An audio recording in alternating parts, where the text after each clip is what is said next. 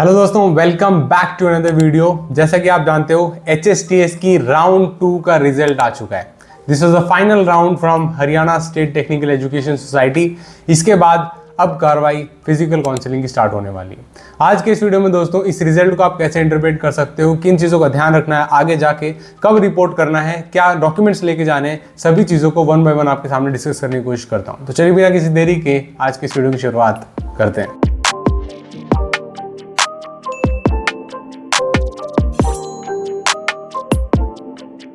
दोस्तों ये HSTS की ऑफिशियल वेबसाइट देख रहे हो आप सामने की तरफ। सबसे पहली चीज़, अगर आप इस चैनल पर नए हैं तो सब्सक्राइब जरूर कर सकते हैं। अभी के लिए नहीं, फिजिकल काउंसलिंग के लिए, आगे कैरियर गाइडेंस के लिए और काफ़ी सारी चीज़ों के लिए शायद ये चैनल आपको हेल्प कर सकता है, बहुत हेल्प कर सकता है। तो इस चैनल पे नए हैं, सब्सक्राइब जरूर कर लीजिएगा एंड वीडियो को अभी तक लाइक नहीं किया तो लाइक भी कर दीजिए। और आगे बढ़ते हैं और एक एक चीज़ आपके सामने में रखने की कोशिश करता हूँ। सबसे पहली चीज़ दोस्तों, 2 HSTS की वेबसाइट है। आपका जो अभी रिजल्ट आया राउंड 2 का, वो डेफिनेटली आपने इस वेबसाइट पे आके देखा होगा, ठीक है। लॉगिन करके यहाँ पे आपको रिजल्ट पता चल गया होगा, आपका रिजल्ट आ चुका है। ओके, अभी मुद्दे की बात क्या दोस्तों, यहाँ पे ये दूसरी वेबसाइट है जहाँ पे सारी इन्फॉर्मेशन और कैटलॉग आपको मिल जाते हैं, अवेलेबल होते हैं आपके लिए। सबसे पहली चीज़ ये, अब राउंड 2 का रिजल्ट आ चुका है। इसका मतलब क्या, पहले 2 राउंड यहाँ पे HSTS कंडक्ट करवाता है। बीटेक हरियाणा से करनी है तो ठीक है, हरियाणा की सारी गवर्नमेंट यूनिवर्सिटी इसके थ्रू ही एडमिशन लेती हैं। आगे जाके जो फिजिकल काउंसलिंग करवाती है वो भी इसी की गाइडलाइंस के ऊपर होती है। तो HSTS कहीं ना कहीं वो गवर्निंग अथॉरिटी होती है जो गाइड करती है और आगे बताती है कैसे चीज़ें आगे बढ़ेंगी। अब मुद्दे की बात यह है दोस्तों, पहली काउंसलिंग में काफ़ी लोगों को सीटें मिली थी, कई लोगों ने चॉइसेस में गलती की थी, बाद में हमारी काउंसलिंग सर्विसेज ली थी। इनफैक्ट हमारी काउंसलिंग सर्विसेज अब आप फिजिकल काउंसलिंग के लिए लेना चाहते हो तो भी ले सकते हो। वीडियो के डिस्क्रिप्शन में सिर्फ गूगल फॉर्म है, उसको भरिए, हम लोग इमीडिएटली आपको कॉन्टैक्ट करेंगे 24/7। कोई भी डाउट है, जब तक एडमिशन नहीं होता आपको मदद करेंगे। अब मुद्दे की बात यह दोस्तों, पहले राउंड में कई लोगों को सीट मिली, वो लोग एडमिशन ले गए, बहुत अच्छी बात है। दूसरे राउंड में उन्होंने अपग्रेड करने की कोशिश की, स्लाइड करने की कोशिश की, या फिर कई लोगों ने क्या किया, ड्रॉप करने का सोच दिया कि मैं फिजिकल में जाऊंगा, सेकंड में नहीं जाता हूं। काफी सारे केसेस थे। अब मानते ही हैं दोस्तों कि सेकंड राउंड में आपको कुछ ना कुछ अलॉट हुआ है। अभी कई लोग ऐसे होंगे जिनको जो पहले अलॉट हुआ था उसकी जगह पे दूसरा अलॉट हो गया, ठीक है। ऑब्वियसली पहली क्राइटेरिया, पहली कंडीशन यही होगी जहां पे ऐसे लोग होंगे जहां पे पहले कुछ भी अलॉट नहीं हुआ था, या पहले अलॉट हुआ था आपने वहां एडमिशन नहीं लिया, ठीक है, तो आपकी पहले वाली सीट वैसे ही चली गई। अब दूसरे राउंड पे, यानी अब इस समय जाके आपको एक सीट मिली हुई है जो आपने यहाँ पे लेना कंसिडर किया है। तो यहाँ पे दोस्तों जैसे मैं आपको बता रहा हूँ कि 2-3 सिचुएशन होंगी। सबसे पहले आसान करके आपके सामने रख देता हूँ। देखो, ऐसा होगा कि पहले राउंड में किसी को कुछ अलॉट हुआ था, वो गया नहीं, या कुछ भी अलॉट नहीं हुआ था, ये सभी एक क्राइटेरिया में उनके पहले वाली सीट ऑटोमेटिक कैंसिल हो गई। अब जो भी उन्हें नया मिला है सेकंड राउंड में जाना पड़ेगा, जो भी अलॉटेड इंस्टीट्यूशन है वहाँ पे एडमिशन करवाना पड़ेगा। ये तो पहली कंडीशन हो गई। दूसरी कंडीशन, कुछ ऐसे बच्चे होंगे जिनको कुछ ना कुछ पहले मिला था, उन्होंने एडमिशन भी करा लिया था, अब वो अपग्रेड करवाना चाहते थे। तो अब जो उन्हें सेकेंड राउंड में सीट मिली है, पहले वाली ऑटोमेटिकली कैंसिल हो चुकी है। अब आप सेकंड राउंड में जाइए, यानी जो कॉलेज आपको इंस्टीट्यूट अलॉट हुआ है वहां पे जाइए और अपनी सीट को कंफर्म करवाइए, एंड आपकी पहले वाली कैंसिल हो जाएगी। और उसके बाद हो सकता है थोड़े बहुत डॉक्यूमेंटेशन के लिए आपको वहां पे जाना पड़े। कई लोग हॉस्टल और मेस के भी एडमिशंस करवा के आए हैं, तो ऐसा भी हो सकता है। तो उन सभी के लिए शायद आपको फॉर्मेलिटी के लिए जाना पड़ेगा। बाकी सेकंड राउंड में जब सीट अलॉट हो रही है तो फर्स्ट वाली ऑटोमेटिकली कैंसिल हो जाएगी। ऐसे आपको सेकंड राउंड में ध्यान रखना पड़ेगा। अब कुछ इंपॉर्टेंट डेट्स की बात कर लेते हैं। देखो दोस्तों, जैसे सेकंड राउंड यानी सेकंड काउंसलिंग है, यहाँ पे ये आपका रिजल्ट आ चुका है 8 जुलाई 2026 को रिजल्ट आ चुका है, आपको बताइए।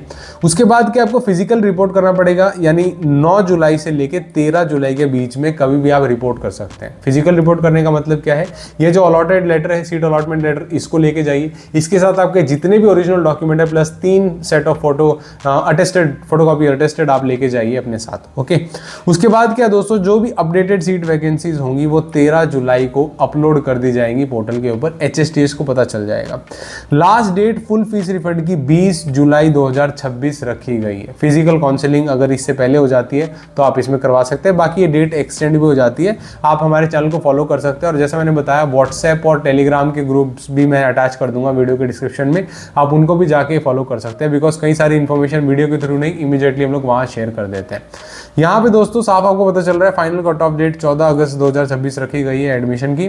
फाइनल कट ऑफ इंस्टीट्यूशंस को ऑनलाइन अपलोड करने हैं सारी डिटेल्स, वो 25 अगस्त रखी गई है। ये आपकी टाइमलाइन थी, ये समझ में आ गया।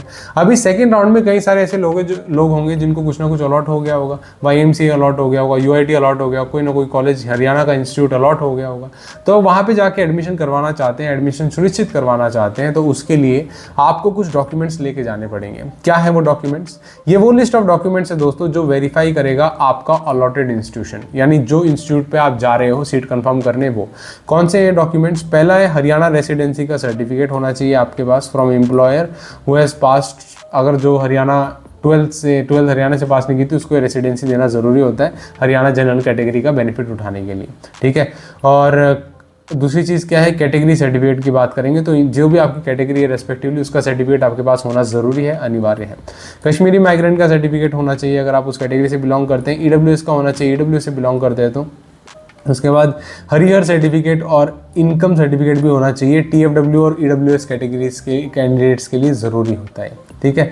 और जो भी आपकी कैटेगरी है, जैसे HDST भी अगर हरियाणा गवर्नमेंट स्कूल टॉपर की आपकी कैटेगरी है तो उसके लिए भी रेलेवेंट सर्टिफिकेट होना चाहिए। ये सारे वो सर्टिफिकेट्स जो आपके पास होने ज़रूरी हैं, ये वेरीफाई किए जाएंगे। इसके अलावा ऐसे लिस्ट ऑफ डॉक्यूमेंट्स भी है दोस्तों जो प्रोड्यूस करने पड़ेंगे आपको जब आप फिजिकल रिपोर्ट कर रहे हो, कॉलेज के पास जा रहे हो, यानी अब जब एडमिशन करवा के जा रहे हो। ये कौन से डॉक्यूमेंट्स हैं? सबसे पहला है दोस्तों क्वालिफाइंग एग्जामिनेशन, यानी 12वीं की मार्कशीट आपको लेके जानी पड़ेगी। पॉलिटेक्निकल किया तो वो लेके जाना पड़ेगा। मेट्रिकुलेशन की बात करें तो हाई स्कूल सर्टिफिकेट आपको मिलता है, यानी ऑब्वियसली 10th है, 10th का आपको लेके जानी पड़ती है अपनी DMCA डिटेल्स। जेई मेन का रैंक कार्ड या NATA 2026 जो भी आपने दिया था उसका रैंक कार्ड लेके जाना जरूरी है, ठीक है। कैरेक्टर सर्टिफिकेट होना चाहिए। रेगुलर और प्राइवेट दो कैटेगरीज है, जिस भी कैटेगरी में आप बिलोंग करते हैं उसका कैरेक्टर सर्टिफिकेट आपके पास होना जरूरी है। ये भी कोर्ट से बन जाता है, कोई बहुत लंबी चौड़ी बात नहीं। उसके बाद रेसिडेंसी सर्टिफिकेट की बात करें, ये एप्लीकेबल है अगर आपने 12वीं क्लास हरियाणा से नहीं की है और आप हरियाणा के रेसिडेंसी हैं, तब आपको डोमिसाइल दिखाना पड़ता है कि हाँ आप हरियाणा के निवासी हैं और आपको हरियाणा जनरल का बेनिफिट उस सिचुएशन में मिल जाता है। इसके बाद क्या दोस्तों, यहाँ पे certificate for employer in case of employees, अगर गवर्नमेंट ऑफ हरियाणा को कोई एम्प्लॉय है, मेंबर्स है, तो उसके लिए अलग सर्टिफिकेट होता है।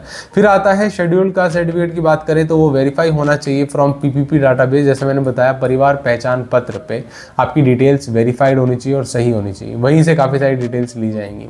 डिप्राइव्ड SC कैटेगरी या जो भी आपकी कैटेगरी है, हालांकि डिप्राइव्ड SC तो अब मर्ज हो गया है, SC और डिप्राइव्ड SC को मर्ज कर दिया गया है, लेकिन जो भी आपका कैटेगरी है उसका सर्टिफिकेट आपको लेके जाना पड़ेगा, ठीक है। उसके बाद EWS का हो गया, फिर कैटेगरी दिव्यांग कोई है तो उसका सर्टिफिकेट लेके जाना पड़ेगा। उसके बाद certificate required for furnishing children's and grand children of freedom fighter, यानी जो भी पैरामिलिट्री एक्स सर्विसमैन, जो भी आपकी स्पेसिफिक कैटेगरी है उस कैटेगरी में आपको ये सारी डिटेल्स लेके जानी पड़ती है। उसके बाद क्या है, certificate from board of x employees of Indian defence services और पैरामिलिट्री, इनको लेके जाना पड़ता है सर्टिफिकेट। ये तो कॉमन नहीं था, कॉमन ये है मेडिकल सर्टिफिकेट। मेडिकल सर्टिफिकेट हर बच्चे को लेके जाना पड़ता है। CMO के पास जाओगे अपने डिस्ट्रिक्ट के और वहाँ बोलोगे कि मेरे को मेडिकल सर्टिफिकेट देना है कॉलेज में एडमिशन के लिए, बीटेक के लिए, तो प्रोफार्मा दे देंगे, थोड़े बहुत टेस्ट करेंगे जितने भी टेस्ट रिक्वायर्ड होते हैं और आपको बना के दे देते हैं। उसके अलावा क्या दोस्तों, एडमिट कार्ड जेई मेन का जैसे मैंने बताया वो भी लेके जाना पड़ेगा। आपकी हर एक सोर्स से फैमिली ID इनकम वेरीफाइड होनी चाहिए। फिर आपको 2 अंडरटेकिंग देने होते हैं दोस्तों, ये अंडरटेकिंग आपको इसी ब्राउचर में नीचे मिल जाएंगे, एनेक्चर 8 और 9 के नाम से। स्टूडेंट का अंडरटेकिंग और पेरेंट्स और गार्जियन का अंडरटेकिंग देना पड़ता है। आधार नंबर की बात करें तो दैट विल ऑलरेडी, आप आधार नंबर से ही रजिस्ट्रेशन करते हो तो आधार कार्ड वगैरह भी लेके जाइएगा। परिवार पहचान पत्र हरियाणा की रेसिडेंसी है तो देना जरूरी है, बहुत इंपॉर्टेंट है, उसके बिना काम नहीं चलेगा, ठीक है। इनकम और एसेट सर्टिफिकेट भी यहाँ पे जरूरी है। एंड सबसे इंपॉर्टेंट, इन सभी सर्टिफिकेट के साथ 3 set of attested photo copies भी आपको लेके जानी पड़ेंगी सभी डॉक्यूमेंट्स की। ओरिजिनल भी लेके जाइए, अटेस्टेड डॉक्यूमेंट्स भी लेके जाइए। यहाँ पे जो चीज़ें मेंशन नहीं है वो कुछ होंगी, शायद आपकी माइग्रेशन है, दूसरी चीज़ें, वो भी आपको ज़रूरी होती है। तो जितने भी ऐसे डॉक्यूमेंट्स हैं जो रेलेवेंट है, इंपॉर्टेंट है, उनको प्लीज़ लेके जाइए अपने साथ एडमिशन कराने के लिए, ठीक है। एक बार एडमिशन हो जाता है बहुत बढ़िया बात है, नहीं होता है तो अब फिजिकल काउंसलिंग ही बचती है। फिजिकल काउंसलिंग में क्या, कब, कहाँ, कैसे होगा वो हमारे चैनल पर हम लोग टाइम टू टाइम बताते रहेंगे। अगर आप इस चैनल पर नए हैं सब्सक्राइब जरूर कर लीजिएगा, सभी दोस्तों के साथ इस वीडियो को शेयर कीजिए। वीडियो देखने के लिए बहुत बहुत शुक्रिया, मिलते हैं नए और इंटरेस्टिंग वीडियो में। और दोस्तों कुछ और जानना चाहते हो तो भी कमेंट सेक्शन ओपन है, कमेंट करके रिक्वेस्ट कर सकते हैं, हम लोग उसके ऊपर वीडियो बना देंगे आने वाले टाइम में। और thank you so much for watching the video. फिर मिलते हैं नए और इंटरेस्टिंग वीडियो में, तब तक के लिए टेक केयर, जय हिंद, वंदे मातरम।